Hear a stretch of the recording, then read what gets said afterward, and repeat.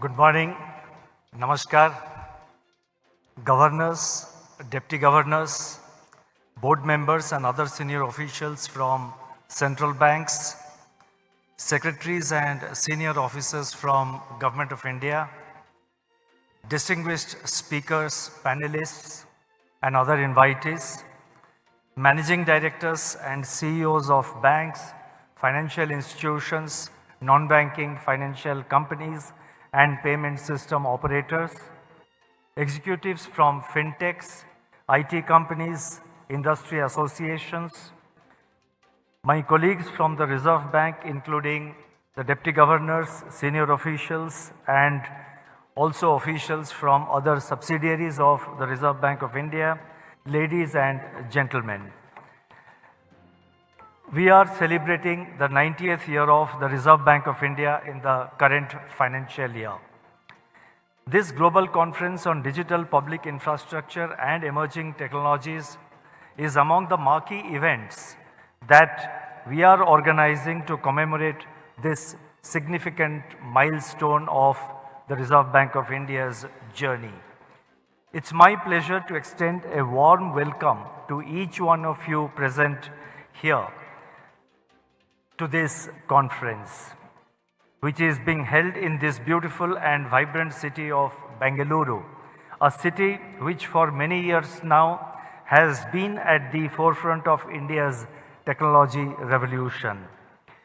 I would like to extend a special welcome to the esteemed participants who have joined us from many parts of the world.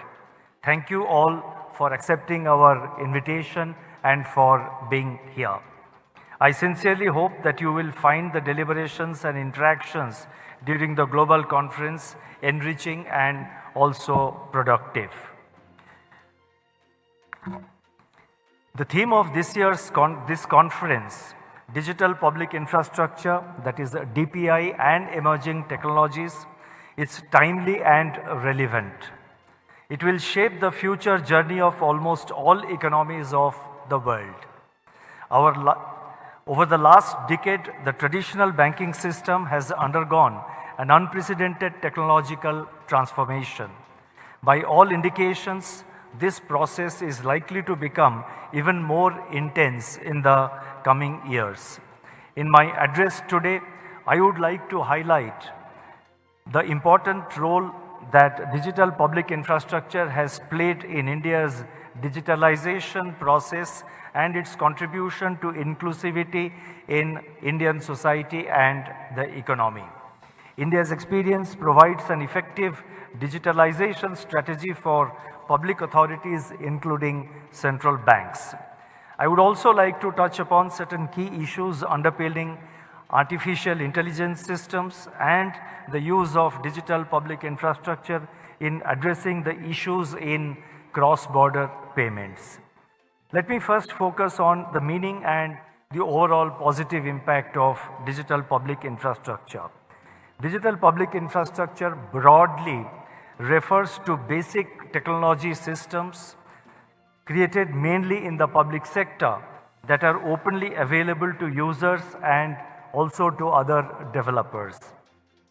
DPIs, that is digital public infrastructures, are scalable and thus can support systems that operate on a population-wide scale.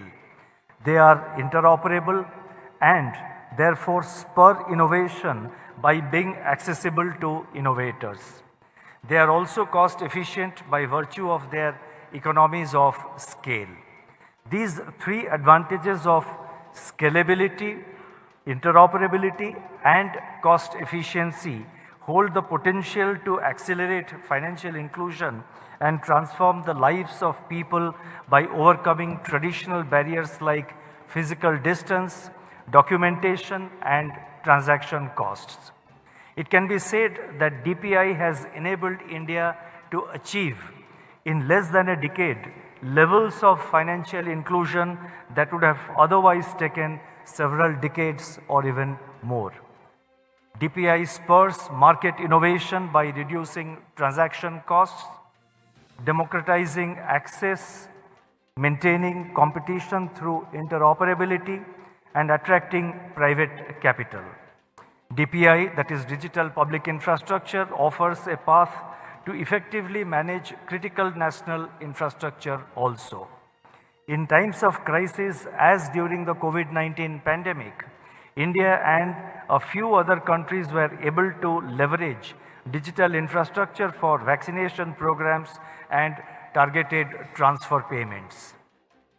Notable examples of DPI in other countries include verifiable digital identity systems such as Colombia's Cedula Digital, Nigeria's National ID or bank verification numbers, the Philippines' PhilSys, Rwanda's digital identity system managed by their National Identity Agency, Saudi Arabia's Nafat digital identity management platform, Singapore's SingPass, and the United Arab Emirates Pass of the UAE, and similar other initiatives by several other countries.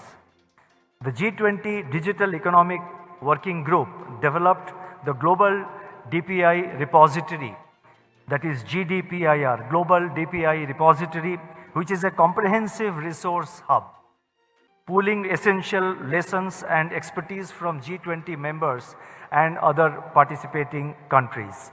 Its primary aim is to bridge the knowledge gap in the choices and methodologies required for the design, construction, deployment, and governance of DPIs. The final report of India's G20 Task Force on Digital Public Infrastructure was released on July 15 this year, which has among other things contributed to accelerate the acceptance of the definition and framework of DPI. This agenda will be taken forward for implementation during the subsequent presidencies of the G20. Let me now turn to India's experience with digital public infrastructure. India's DPI journey is a unique model wherein the basic technical infrastructure, that is the technological infrastructure, is built, operated and managed in the public sector, while the private sector accesses the DPI to create innovative customer-facing services and products. The advantage of developing DPI in the public sector is that typically the private sector would be averse to capital investment to create infrastructure with uncertain returns. Privately created infrastructure may not also be amenable to democratized access or interoperability. The unique approach of India is therefore conducive for designing services and products which are competitive in the open market. In the area of finance, systems that facilitate digital payments, digital money, digital identity, and digital processes are the key components of DPI. India has carefully crafted its DPI strategy by focusing on three critical dimensions: digital identity, bank accounts, and processing infrastructure. Aadhaar, which is India's biometric identity system, provides a single and portable proof of identity. Around 1.4 billion Aadhaar numbers have been generated for the residents of India, which is near universal for the entire Indian population. Similarly, access to banking systems for the unbanked segments has been enabled through what we call the Jan Dhan accounts, that is basic, which is broadly equivalent to basic savings bank deposit accounts. Under the Jan Dhan scheme, more than 500 million bank accounts have been opened for beneficiaries. With regard to processing infrastructure, basic connectivity has been ensured through availability of affordable mobile phones and internet. The number of mobile-based internet users in India currently stands at around 0.9 billion, that is as of May 2024, with mobile teledensity at 83%. Even in rural areas, the mobile teledensity is around 60%. The trinity of Jan Dhan accounts, Aadhaar and mobile phones popularly known as the JAM Trinity, has provided the base DPI infrastructure which is being leveraged for multiple value-added services. Of 67% of the beneficiaries under the JAM Trinity initiative, the participation, 65% of the beneficiaries under the JAM Trinity initiative are essentially from rural areas, and over 55% of them are women. This clearly demonstrates the role of DPI in promoting inclusion. Another example of DPI in India is the Account Aggregator Framework, a regulatory initiative of the Reserve Bank of India. This framework facilitates consent-based sharing and aggregation of financial information of customers among eligible financial system participants in a secure, transparent and efficient manner. It enables MSMEs in particular to access cash flow based financing from lenders with minimal documentation. The Reserve Bank over the years has facilitated the development of robust systems in the country for both retail and wholesale payments by supporting the creation of digital infrastructure like the Infinet banking network, the SFMS messaging system, RTGS and NEFT payment systems. In fact, RTGS and NEFT payment systems are currently in India 24/7/365, and we launched this during the period of the COVID pandemic. The current ecosystem of digital payments in India offers a unique bouquet of simple, safe and secure options for instant or quick transfer of funds, both large and small value for businesses as well as for individuals. Unified Payments Interface or UPI, a real-time payment system, was launched in India in April 2016 by the National Payments Corporation NPCI, and it has played a significant role in the growth of retail digital payments in India. NPCI itself was promoted by banks under the guidance of the Reserve Bank of India. While initial participants on the UPI platform were banks, non-bank third-party app providers and use of QR codes have all combined in popularizing the UPI. It has since emerged as a robust, cost-effective and portable retail payment system and is attracting active interest across the globe. Continuing on this journey of digitalization of banking services, last year we launched a pilot of a technology platform which enables frictionless credit. And this initiative is very important for all policymakers, for all authorities, whether they are from governments or central banks or they are private banks or private financial companies. From this initiative which we launched last year, it's still in the pilot mode, and it's called, it's basically a technology platform for enabling frictionless credit. From now on, we proposed to call it the Unified Lending Interface. I repeat, the Unified Lending Interface, that is ULI. This platform facilitates seamless flow of digital information, including even land records of various states from multiple data service providers to lenders. This cuts down the time taken for credit appraisal, especially for smaller and rural borrowers. The ULI architecture has common and standardized APIs designed for a plug-and-play approach to ensure digital access to information from diverse sources. That is, information relevant to a lender for giving out a loan to a potential borrower. And the entire system is consent based, that is based on the consent of the potential borrower. So the requirement of the data privacy is also fully protected. This entire platform and this initiative reduces the complexity of multiple technical integrations. It enables borrowers to get the benefit of seamless delivery of credit, quicker turnaround time without requiring extensive documentation. In sum, by digitizing access to customers' financial and non-financial data that otherwise resided in disparate silos, ULI, that is Unified Lending Interface, is expected to cater to large unmet demand for credit across various sectors, particularly for agricultural and MSME borrowers.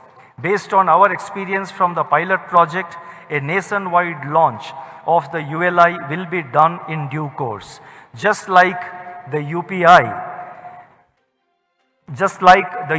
transformed the payments ecosystem, we expect that ULI will play a similar role in transforming the lending ecosystem in India. The new Trinity, the earlier Trinity was Jan Dhan Aadhaar Mobile, JAM Trinity. We are calling it the new Trinity. The new Trinity of JAM, UPI and ULI will be a revolutionary step forward in India's digital infrastructure journey. Central bank digital currency, that is CBDC, has dominated recent policy discourse across the world. In India, the Reserve Bank launched CBDC pilots in both retail and wholesale segments in late 2022. The retail pilot currently has over 5 million users and 16 participating banks.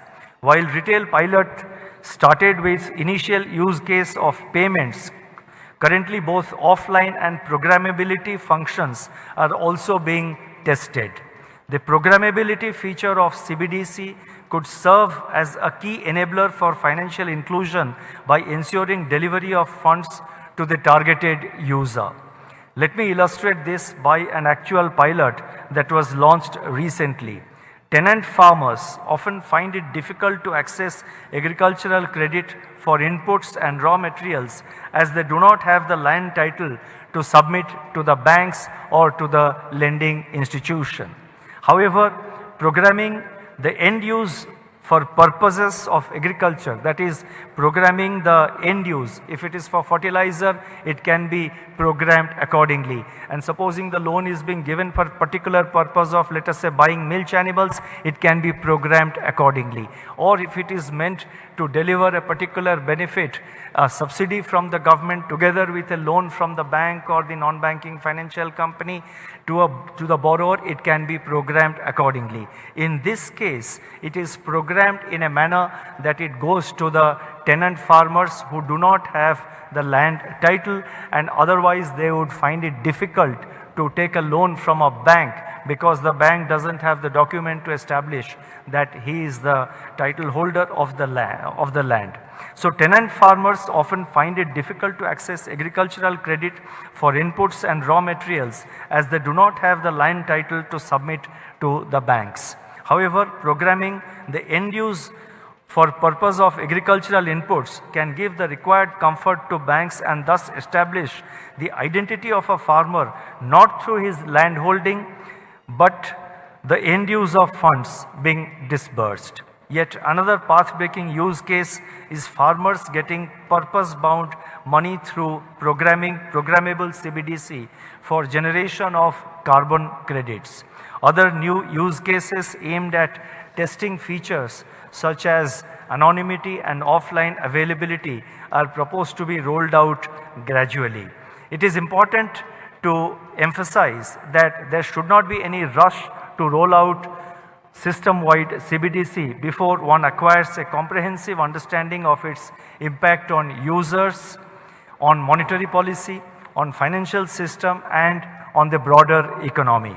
Such understanding would emerge from generation of user data through pilots, and actual introduction of CBDC can be phased in gradually over a period of time.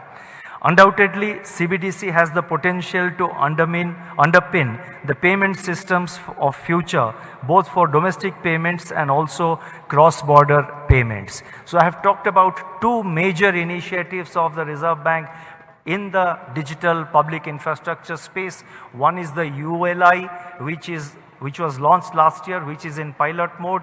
The other one is the CBDC, which was launched towards the end of 2022, and it's in the pilot mode.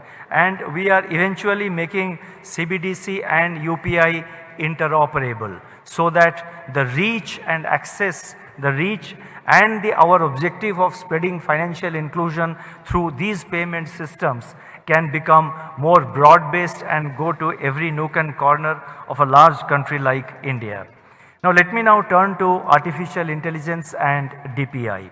Today, as artificial intelligence is making forays in the financial sector in the form of services like chatbots, internal data processing for intelligent alerts, fraud risk management, credit modeling, and other processes. Integrating this cutting-edge technology into a robust and responsible DPI presents an opportunity to amplify the capabilities and efficiency of DPI even further. As the report of India's G20 Task Force on DPI states, the seamless fusion of DPI with AI would propel us into a new world of digital public intelligence. Integration of AI into financial services brings in significant opportunities for all stakeholders. For customers, AI enables hyper-personalized products and faster, more relevant services. Financial institutions like lenders benefit from advanced tools for risk and fraud management, streamlined operations, and reduced compliance costs. Regulators can also gain enhanced oversight and real-time monitoring capabilities, which would improve regulatory enforcement and market stability. Financial institutions like lenders, as I mentioned, they would benefit from advanced tools for risk and fraud management, streamlined operations, and reduced compliance costs. Now, such advancements, however, come with serious challenges. Data privacy concerns arise from handling vast volumes of personal information. Ethical AI governance is essential to ensure fairness and prevention of bias. Financial institutions must ensure that AI models are explainable, that is, ability to explain why certain results are produced. AI technology can also be misused to spread misinformation, potentially causing severe damage and disruption to DPIs as well as other digital systems. They can also damage the reputation and operations of financial institutions. Recognizing the same, international bodies such as the OECD have outlined core principles governing AI, which include inclusive growth, respect for rule of law and human rights, transparency and explainability, robustness, and safety and accountability. In December 2023, the Hiroshima AI Process Comprehensive Policy Framework was established. It includes a set of guiding principles and a code of conduct, marking a significant step towards a coordinated global approach for responsible development of AI. India is the lead chair of the Global Partnership on AI for 2024. This multi-stakeholder initiative with 29 countries aims to bridge the gap between AI theory and practice by supporting cutting-edge research and advancing applied activities. The Ministry of Electronics and Information Technology of Government of India has been taking important initiatives in this area, such as setting up the AI Research Analytics and Knowledge Dissemination Platform, which will focus on developing indigenous AI-enabled products and solutions to tackle India-specific challenges and complex real-life problems. These initiatives underscore India's commitment to not only capitalize on potentialities of AI technology, but also to ensure robust and ethical governance. I am pleased to know that in this conference, a panel discussion will focus on emerging technologies. I am sure they will look into various issues associated with technologies like artificial intelligence. It is important to be proactive to leverage the capabilities of new technologies. But At the same time, it is essential to be abundantly mindful of the associated risks and challenges. I feel it would be prudent to keep in mind the following three aspects. First, AI is data-driven science. The authenticity of data being used in training the models, possibility of biases, concerns of data privacy need to be carefully examined. Second, AI promises to make processes simpler and efficient. It can also emulate decision making to a great extent. However, when it comes to regulated financial institutions, there should be careful adoption of AI in critical decision-making segments, for example, in loan sanctioning.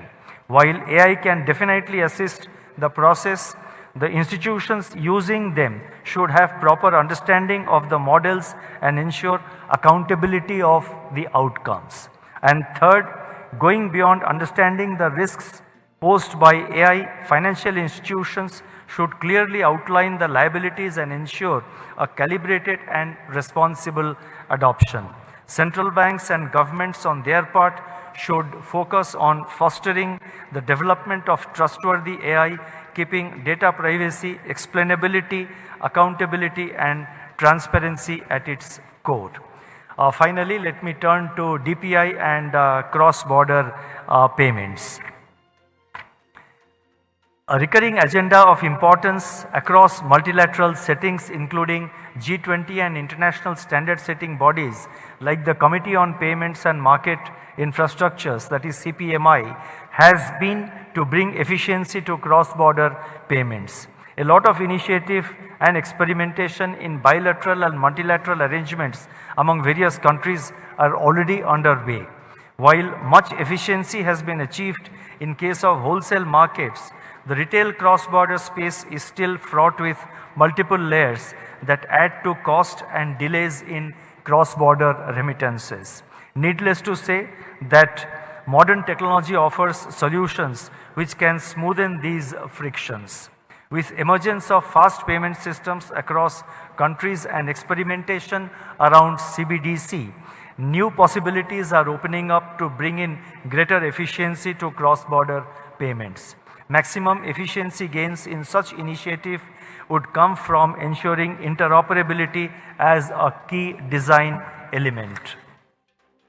Ideally, while the legacy payment systems should be able to connect to each other and so should the CBDC systems, one country's legacy system should also be interoperable with another country's CBDC. Actual implementation of interoperability would definitely pose challenges and may involve certain trade-offs. Technical barriers may be surmounted by using common international technical standards. Further, the governance structure or management framework for long-term sustainability also needs to be finalized. In this journey of attaining harmonization and interoperability among countries, a key challenge could be the fact that countries may prefer to design their own systems as per their own domestic considerations. We can over this challenge by developing a plug-and-play system which allows replicability while also maintaining the sovereignty of the respective countries. India has made some progress in this direction, and we would be happy to develop a plug-and-play system for the benefit of the community of nations. The UPI system has indeed the potential to evolve into a cheaper and quicker alternative to the available channels of cross-border remittances. A beginning can be made with small value personal remittances as it can be quickly implemented. Let me now try and conclude. India is a vast country with great diversity. A solution that works well in India has the potential to be customized to the unique requirements of any other country. Accordingly, the conference planners, that is this conference planners, have organized, and I must compliment my colleagues in the Reserve Bank who have worked on this in collaboration with many of the financial sector participants. Now the organizers and the planners of this event have organized a deep dive session on day 2 on India's UPI, especially for the international delegates. I would request all delegates to participate and derive benefit from the various sessions and also share their own experiences which could provide learnings for all. I also invite you to the conference exhibition showcasing some of India's innovations relevant to the theme of this conference. As you may recall, the theme of India's G20 presidency in 2023 was One Earth, One Family, One Future.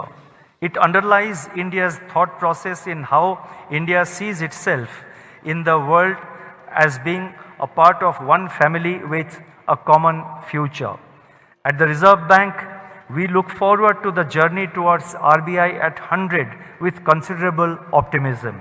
We are constantly working on devising policies, approaches, systems and platforms that will make our financial sector stronger, nimble and customer-centric. With these words, I wish you all a pleasant stay and productive discussions. I wish this conference all success. Thank you. Namaskar.